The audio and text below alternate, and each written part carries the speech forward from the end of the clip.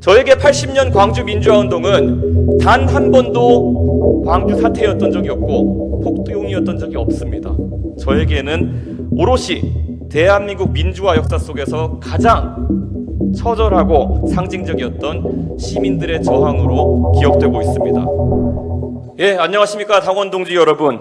오늘 호남의 한복판에서 첫 연설회를 진행하게 되었습니다.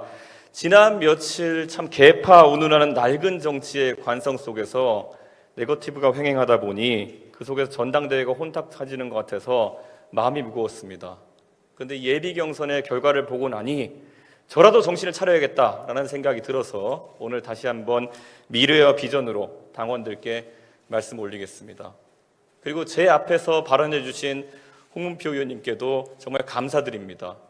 청년과 호남에 대한 깊은 고민이 묻어나는 연설이었고 제가 혹시 당대표에 당선된다면 꼭 홍문표 후보님의 좋은 정책들 흡수할 수 있도록 하겠습니다. 품격이 넘치는 연설이었습니다.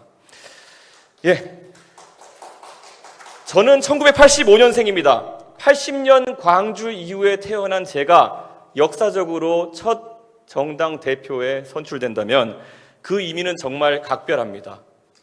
저에게 80년 광주 민주화운동은 단 한 번도 광주 사태였던 적이 없고 폭동이었던 적이 없습니다. 저에게는 오롯이 대한민국 민주화 역사 속에서 가장 처절하고 상징적이었던 시민들의 저항으로 기억되고 있습니다. 저는 80년 광주에 대한 개인적인 그리고 시대적인 죄책감을 뒤로 하고 광주 민주화운동의 정신을 계승해서 정치를 할 수 있는 첫 세대라고 자부합니다. 41년 전 당시 광주의 그 어느 누구도 그날이 닥치기 전까지는 민주주의를 지키기 위한 비장하고도 구슬픈 투쟁의 선봉에 본인들이 서게 될 줄은 몰랐을 것입니다. 민주주의는 항상 가장 불행하게도 가장 평범하면서도 선량한 사람들의 투쟁을 강요하고 그들의 희생을 딛고 일어나기도 합니다. 최근 젊은 세대는 오만과 위선에 가득한 새로운 민주주의의 방해자들과 맞서고 있습니다. 촛불로 거리를 메웠던 세대는 그들을 배신한 문재인 정부와 이제 최전선에서 맞서 싸우고 있습니다. 이미 지난 보궐선거에서의 투표로 젊은 세대는 그 투쟁에 분연히 앞장서 나가고 있습니다. 저는 문재인 정부가 지금 올곧은 민주주의의 길을 가고 있지 않다고 생각합니다. 우리는 민주주의를 항상 가장 절대적인 가치로 놓아야 합니다.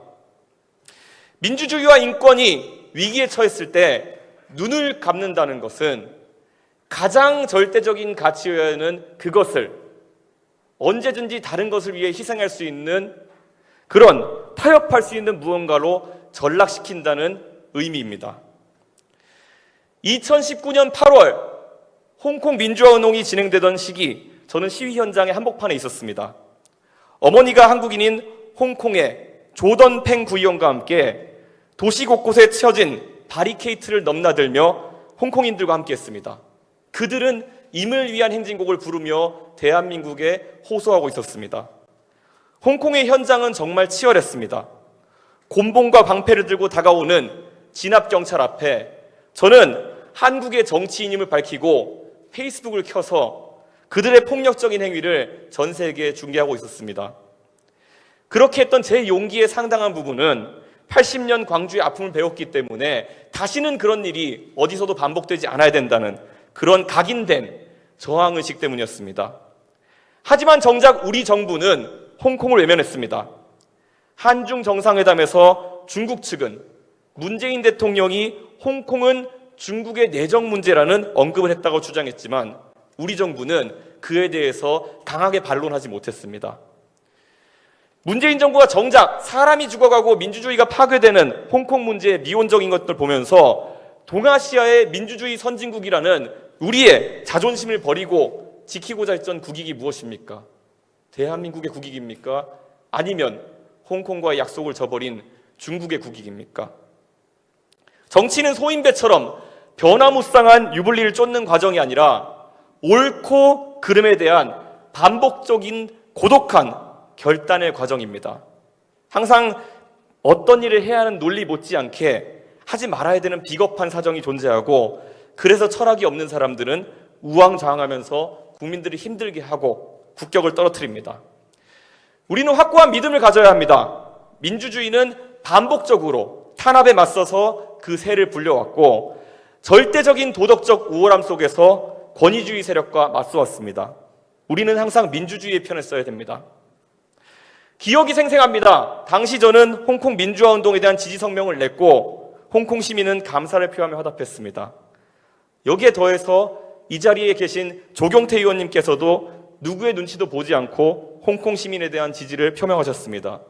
그날 이후로 저는 조경태 의원님을 존경하는 용기 있는 민주주의자로 추억합니다. 우리 당원들은 앞으로 모두 국내외, 홍콩, 미얀마, 북한을 가리지 않고 민주주의의 파괴자들에 맞서는 수호자가 되어야 합니다.